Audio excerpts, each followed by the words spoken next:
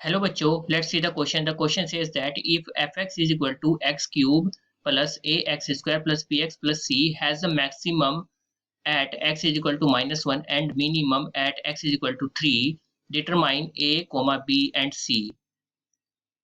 सबसे पहले की कॉन्सेप्ट की बात करते हैं. The key concept of this question is,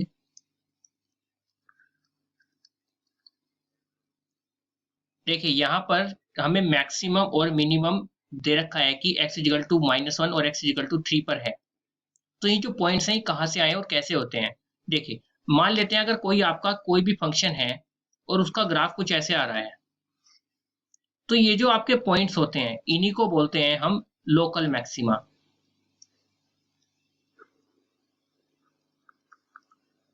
और इन्हीं पॉइंट्स पर को जब फंक्शन में रखा जाता है तो आपकी वैल्यू ऑफ लोकल मैक्सिमा निकलती है या फिर वैल्यू ऑफ मैक्सिमा निकलती है.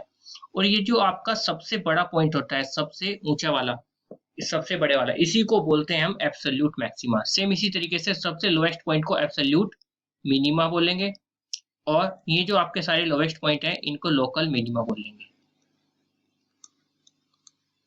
और इन्हीं पॉइंट्स पर जब आप फंक्शन में वैल्यू रखोगे तो आपकी वैल्यू ऑफ लोकल मिनिमा आएगी.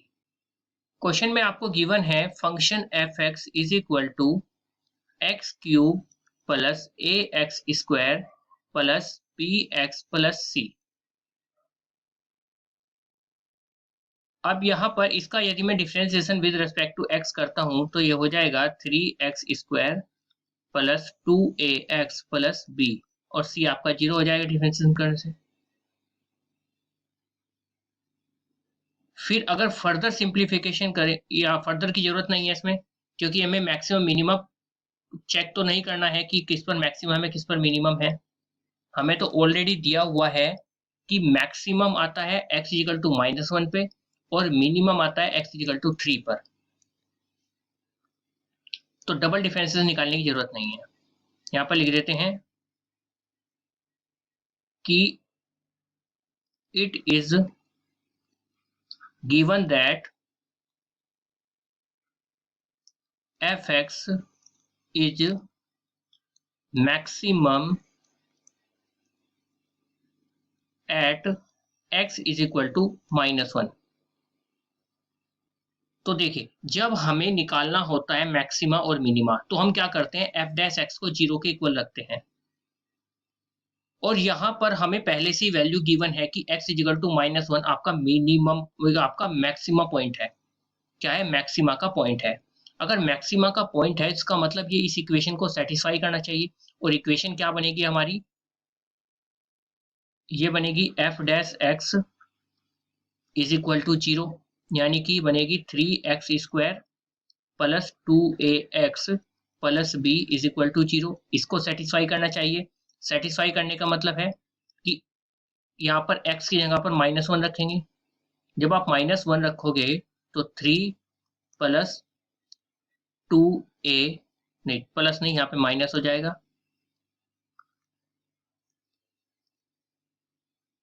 और ये हो जाएगा plus b is equal to 0. और इसको मान लेंगे हम equation number 1. Same second term में करेंगे. It is given that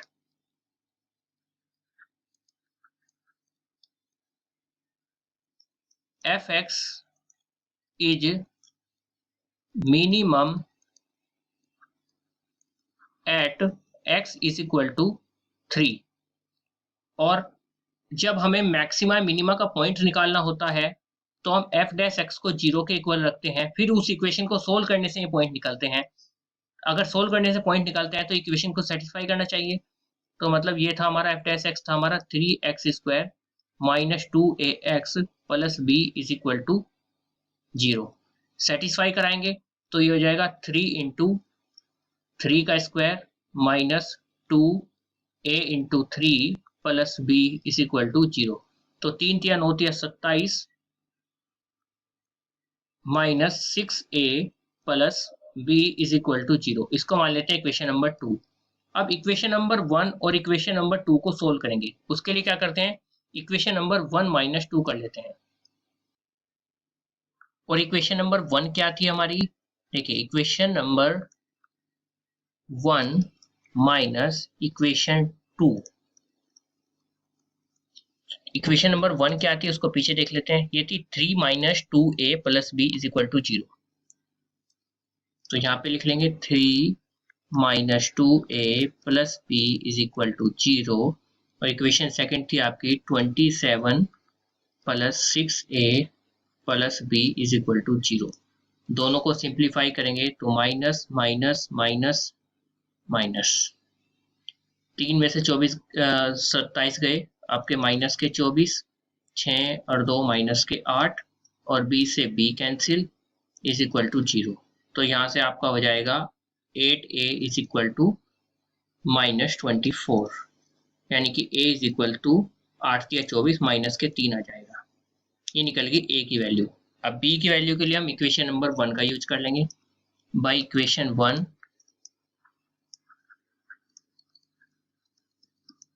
equation number 1 क्या थी हमारी 3 माइनस 2a की वैल्यू हम निकाल चुके हैं, कितना -3 plus b is equal to 0। 3 दूनी 6 तो 3 plus 6 plus b is equal to 0। तो b की वैल्यू शर्ती 9 माइनस के 9 आ जाएगी। तो a की वैल्यू भी निकल गई, b की वैल्यू भी निकल गई, बट c की वैल्यू तो यहाँ पर नहीं निकली। और c की वैल्यू निकल भी नहीं सकती। क्यों नहीं निकल सकती? क्योंकि जो हमारा f डैश x है उसमें c की टर्म थी ही नहीं। वो c की टर्म तो पहले ही कैंसिल हो चुकी थी, खत्म हो चुकी थी डिफरेंशिएशन करने पर ही, क्योंकि कांस्टेंट थी। तो यहाँ पे लिख देंगे since f dash x is independent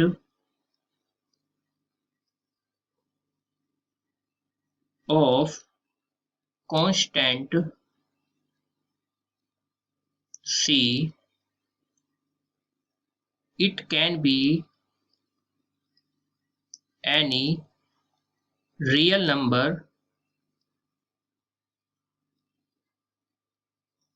hence a is equal to -3, तो b is equal to -9 और c आपका कोई भी belongs to R real number, मतलब कोई भी रियल नंबर हो सकता है। तो ये आपके आंसर हो जाएंगे।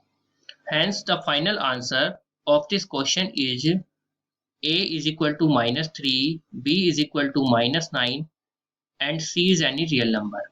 Hope you understood it well. Best of luck. Thank you.